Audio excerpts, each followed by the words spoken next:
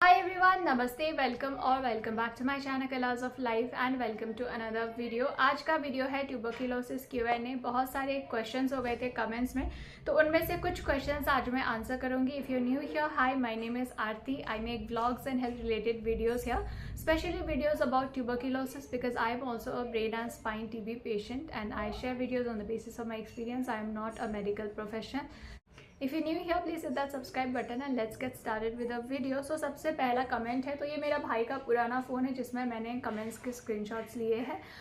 सबसे पहला कमेंट है, दीदी मेरी दीदी को ब्रेन TB था, उनकी दवाई शुरू हो गई। स्टार्टिंग में भूत प्रेत बताया था बाबा ने और वो वैसा रिएक्ट करने लगी थी जैसे चुड़ैल आती है, लोग घूमते हैं वैसे ही वो घूमने लगी थी। फिर उनकी उल्टी बंद हो जाती थी।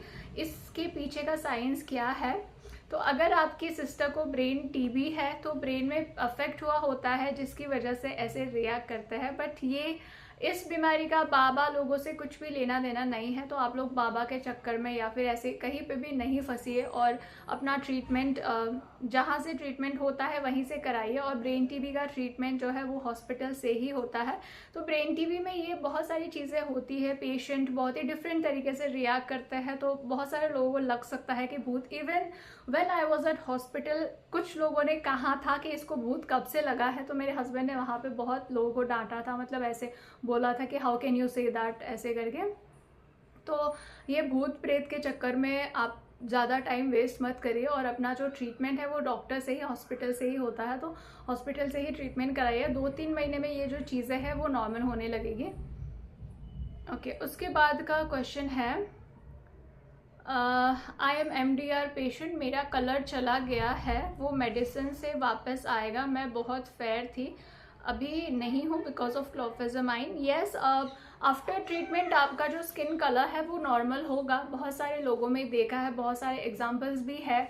इवन यूट्यूब में आप देख सकते हैं, बहुत सारे सर्वाइवर्स है MDR TB XDR TB survivor जिनकी बहुत ज़्यादा ही ख़राब हो गई थी स्किन, लेकिन आपको रिकवर होने के बाद जब आपकी मेडिसिन छूट जाती है उसके बाद में जो है आपको स्किन नॉर्मल होने लगेगी, लेकिन 1-2 दिन में नहीं होगा, उसके लिए बहुत ज़्यादा टाइम लगेगा। तो आप अपने ट्रीटमेंट होने के कवर होने के बाद आप अपना डाइट अच्छा रखिए और अच्छा स्किन केयर रूटीन फॉलो करिए। आप होममेड रेमेडीज़ कर सकते हैं। अनदर क्वेश्चन इज़, हमको एक्स्ट्रा पल्मोनरी TB है, हमारे सर में बहुत भारीपन, चक्कर रहता है, गले में दर्द भी रहता है, हम बहुत अकेले हो गए हैं, कुछ बताइए दीदी। तो अगर आपको TB है तो सर में चक्कर आना, बॉडी भारी रहना, ये होता है बिकॉज आप इतने ज़्यादा मेडिसिन ले रहे हो तो आपकी बॉडी बहुत वीक हो गई है। तो वीकनेस के कारण आपको चक्कर आ सकते हैं, आपको थोड़ा सा केयरफुल रहना पड़ेगा। तो इस टाइम जो है आपको अपनी मेडिसिन टाइम से लेनी है, जो मैं भी लेती हूँ। और आप जो है अच्छा खाना खाइए, ऐसा खाना खाइए जो अच्छा न्यूट्रिशन दे, प्रोटीन दे, ऐसा खाना खाइए। और अगर आपको कभी भी लो फील हो तो आप मेरे व्लॉग्स देख सकते हैं। ओके, उसके बाद का क्वेश्चन है, मेरा ट्रीटमेंट चल रहा है MTB का, क्या फ्यूचर में कंसीव करने में इशू होता है TB की वजह से? नहीं, फ्यूचर में कंसीव करने में इशू तो नहीं होना चाहिए, बट आप जो है ट्राई करिए कि TB ट्रीटमेंट ख़त्म होने के 6 महीने से 1 साल बाद ही आप बेबी प्लान करें, कंसीव करें। और जब भी आप कंसीव करें उससे पहले एक बार डॉक्टर से ज़रूर बात करें, क्योंकि बेबी कंसीव करने से पहले 1-2 ब्लड टेस्ट होते हैं और आपको हो सकता है कि फॉलिक एसिड की टैबलेट्स वगैरह लेनी पड़े कुछ टाइम के लिए। तो क्योंकि आपका इतना बड़ी बीमारी से आप निकले हो तो एक बार जो है एटलीस्ट बॉडी को रेस्ट देना चाहिए। TB ट्रीटमेंट स्टॉप होने के बाद भी कुछ टाइम अपनी बॉडी को रिकवर करने में टाइम लगता है, और उसके बाद आप एक बार गायनेकोलॉजिस्ट से कंसल्ट करके उसके बाद प्रेगनेंसी प्लान कर सकते हैं।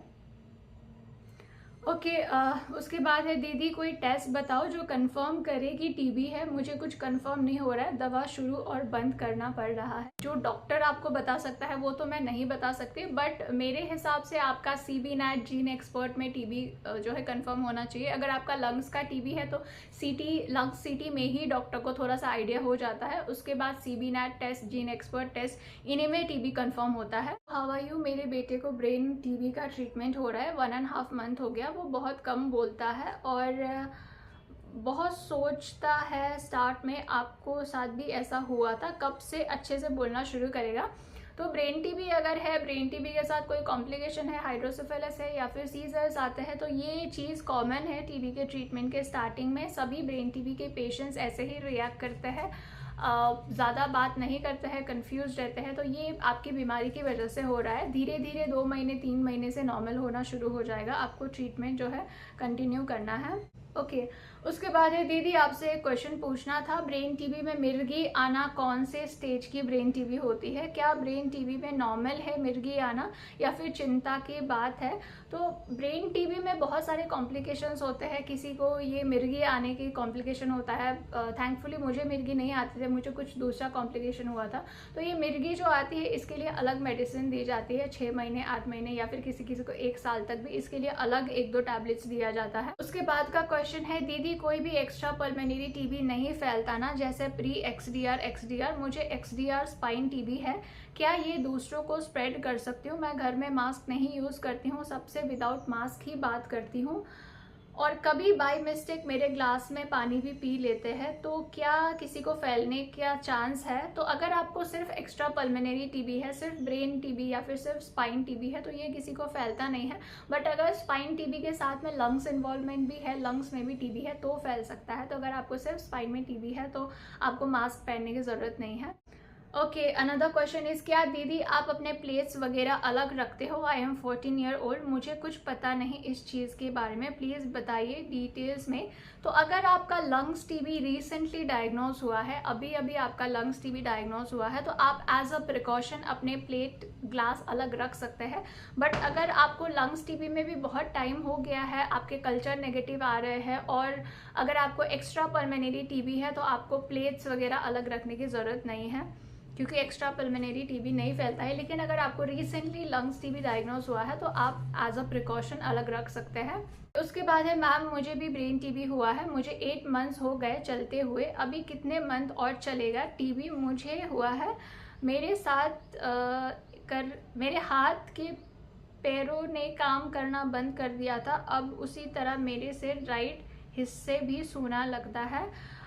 तो आपका अगर 8-9 महीने से ट्रीटमेंट चल रहा है तो ब्रेन टीबी का ट्रीटमेंट 18 to 24 मंथ्स चलेगा और 24 मंथ्स से ज़्यादा भी चल सकता है, जैसा मेरा चल रहा है।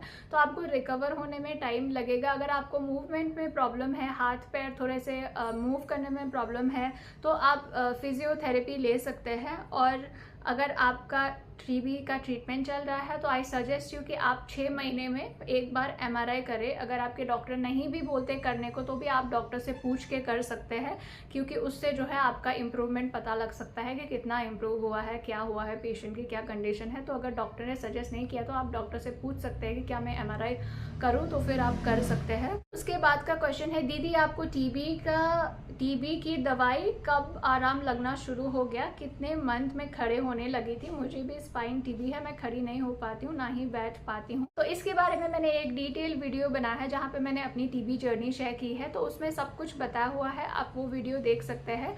और ऐसा होता है कि मुझे अगर 6 मंथ्स लगे हैं अपने पैरों पे खड़े होने के लिए, तो आप 2-3 महीने भी हो सकते हैं। ये पेशेंट की कंडीशन में डिपेंड करता है। कोई पेशेंट बहुत ज़्यादा टाइम लेता है, कोई पेशेंट कम टाइम में ही थोड़ा सा रिकवर फास्ट होता है। तो मुझे 7-8 महीने लगे थे। 6 महीने में मैं अपने पैरों पे खड़ी हो गई थी। उसके बाद 2 महीने जितना मैं सपोर्ट के साथ चलती थी और 8-9 महीने बाद से मैं नॉर्मली चलने लगी थी खुद से, लेकिन बैलेंस अच्छे से नहीं बनता था। और अभी भी मेरे ट्रीटमेंट को 3 साल होने वाला है, अभी भी मेरा कभी कभी बैलेंस अच्छे से नहीं बनता है। सो ये जो है अलग अलग लोगों में, किसी का ज़्यादा टाइम लगता है इम्प्रूवमेंट होने में, किसी का कम टाइम लगता है। उसके बाद का क्वेश्चन है, hi Aarti, have a speedy recovery, thank you. I am struggling with lymph node TB and I was diagnosed 6 months back. I am on medication but still no improvement. 6 months lymph nodes का TB का treatment भी 12 to 18 months होता है, तो शायद आपको 6 months में इतना इम्प्रूवमेंट नहीं दिख रहा हो। आप 8-9 मंथ्स के बाद फिर से टेस्ट करके देख सकते हैं, आपका इम्प्रूवमेंट होगा। कभी कभी ज़्यादा टाइम लगता है।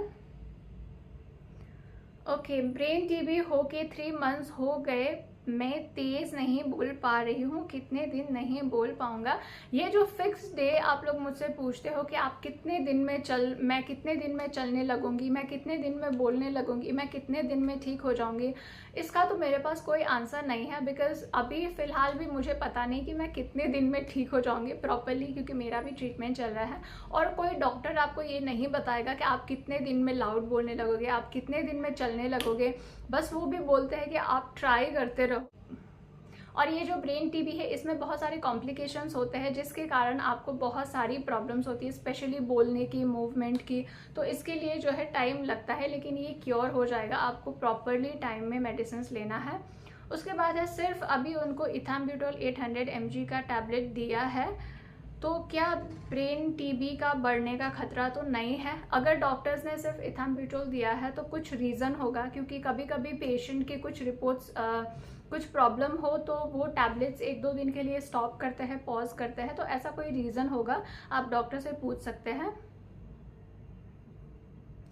ओके, तुम्हारा ट्रीटमेंट कितना दिन चलेगा, मुझसे पूछ रही है। आपका ट्रीटमेंट कब ख़त्म होगा? आप अभी भी ट्रीटमेंट ले रही हो? मैम आपका ट्रीटमेंट कंप्लीट नहीं हुआ। ये सारे सिमिलर क्वेश्चंस हैं। तो मेरा ट्रीटमेंट अभी भी कंप्लीट नहीं हो रहा है, और इससे पहले भी मैंने बहुत सारे वीडियोज़ में बनाया है कि मुझे सच में नहीं पता है कि मेरा ट्रीटमेंट कब तक चलेगा।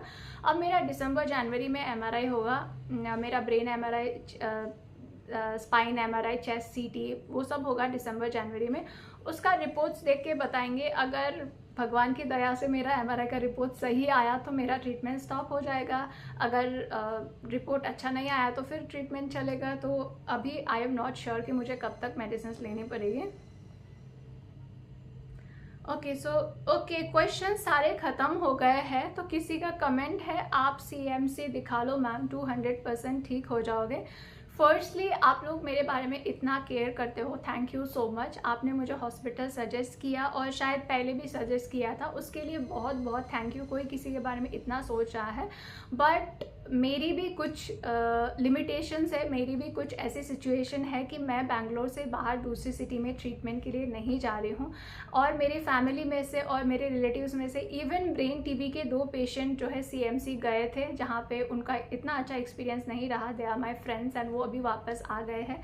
तो मुझे लगता है कि जहाँ से मैं ट्रीटमेंट करा रही हूँ, सेंट जॉन्स हॉस्पिटल, वो भी अच्छा है। और टीबी के ट्रीटमेंट में आप कहीं भी दूसरे देश ही चले जाओ, आपका ट्रीटमेंट सेम ही रहता है। क्योंकि मुझे ड्रग सेंसिटिव टीबी है, तो मेडिसिन तो मुझे वही लेनी पड़ेगी। तो मैं नहीं जा सकती because of my problems. But आपने मुझे सजेस्ट किया, और आपने इतना मेरे बारे में सोच के सजेस्ट किया, इसके लिए थैंक यू सो मच। उसके बाद में और एक कमेंट है, आपको हिंदी नहीं आती क्या? जो काम की बात है वो तो आपने इंग्लिश में कही है।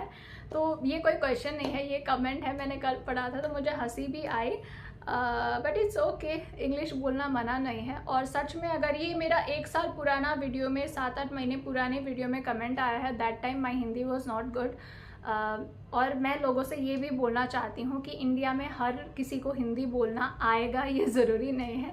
बिकॉज़ इंडिया में इतनी सारी पॉपुलेशन है और इतनी सारी लैंग्वेजेस है। तो जहाँ से मैं बिलोंग करती हूँ वहाँ पे हमारा मदर टंग है नेपाली। फर्स्ट लैंग्वेज स्कूल में नेपाली था, सेकेंड लैंग्वेज इंग्लिश था। अब हिंदी मैंने सीखी है मूवीज़ देख के, टीवी में देख के, बॉलीवुड मूवीज़ देख के हिंदी मैंने सीखी है। और हिंदी मैंने एक्चुअली बोलना स्टार्ट किया जब मैं बैंगलोर आने के बाद भी स्टार्ट नहीं किया, क्योंकि बैंगलोर में ज़्यादातर लोग इंग्लिश ही बोलते हैं, हिंदी यहाँ पे ज़्यादा नहीं बोलते हैं। जब से मैंने यूट्यूब स्टार्ट किया है तब से मैंने हिंदी बोलना स्टार्ट किया है। तो जब पहले मैं हिंदी बोलती थी, मैं बहुत ख़राब बोलती थी। बट नाउ आई फील कि मेरी हिंदी बहुत इम्प्रूव हो गई है। बट स्टिल कोई बात नहीं, मुझे तो आपको हिंदी नहीं आती क्या है? मुझे हिंदी तो आती है, पर आपको समझने में थोड़ी प्रॉब्लम हुई होगी। आज के लिए इतने ही क्वेश्चंस हैं। Thank you so much for watching. अगर आप लोगों को वीडियोस पसंद आते हैं then please do hit the like button, share and subscribe my channel colours of life. Thank you so much for watching. Bye bye.